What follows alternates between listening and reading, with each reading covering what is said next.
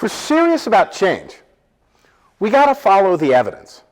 Fortunately, there are hundreds of studies over decades in just about every context you can imagine. So we know a lot about change, but we need to follow the evidence. All of these studies point to four things that we know. The first is that change originates outside the community and incurs resistance. And we know that from even the very first innovation diffusion studies on hybrid corn and tetracycline.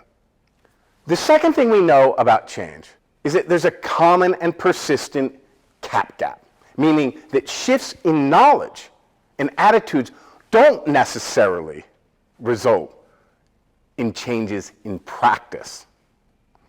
The third thing we know about change is it always follows an S-shaped curve, meaning it starts out slowly, hits a tipping point, accelerates exponentially, and then levels off sometime later.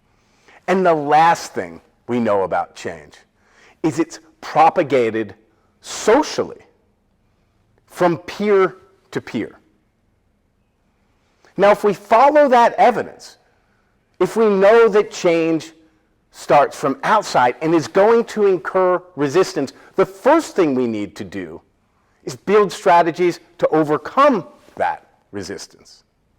If we know that there's a common and persistent KAP-gap and changing and shifts in people's knowledge and attitudes is not necessarily and actually very rarely going to result in changes in concrete practices, we're not going to invest a lot of time and effort and resources into communication strategies.